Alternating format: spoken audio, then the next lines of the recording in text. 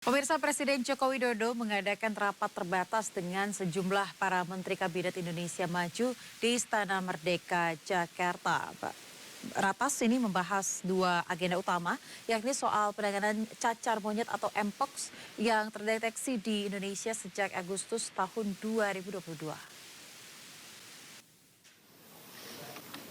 Laporan Menteri Kesehatan Budi Gunadi Sadikin tercatat kasus paling banyak pada tahun 2023 berada di Pulau Jawa hingga Kepulauan Riau.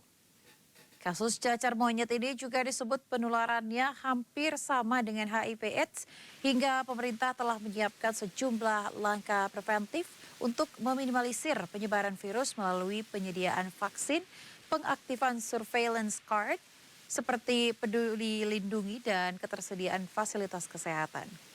Langkah ini juga akan difokuskan pada sejumlah tamu dari negara asing yang rencananya akan datang ke Indonesia untuk mengikuti Indonesia Africa Forum yang digelar di Bali pada 1 hingga 3 September mendatang. Jokowi juga menginstruksikan kepada para menteri yang hadir agar matangkan kesiapan Indonesia Africa Forum demi kelancaran acara hingga mengontrol penyebaran wabah Mpox. Tolong teman-teman bisa sampaikan, ini Mpox yang di Indonesia itu varian 2B atau clade 2B, yang di Afrika itu varian 1B. Ya, itu fatality rate-nya tinggi, mendekati 10%, kalau kita masih 0,1%. Varian 1B ini belum menyebar kemana-mana kecuali dua negara, yaitu Swedia dan Thailand. Ya, yang lainnya di Afrika. Kenapa? Karena mereka juga datang dari Afrika. Yang kedua, ini penularannya mesti kontak fisik dan terjadi di kelompok tertentu. Oleh karena itu, penyebarannya tidak akan secepat COVID, ya.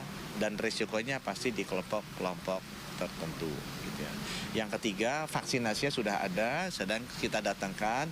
Tapi sekali lagi, karena vaksinnya ini harga yang mahal, ya, sekitar 3,5 jutaan satu, kita berikan ini ke yang berisiko tinggi, petugas lab, petugas kesehatan, sama orang-orang yang tadi berisiko di daerah-daerah yang memang sudah ada outbreak-nya. Karena adanya baru di Jawa dan di Kepulauan Riau. Obat-obatan rumah sakit sudah kita persiapkan, dan teman-teman wartawan bisa bantu mengedukasi masyarakat. Kita waspada, tapi tidak usah khawatir berlebihan.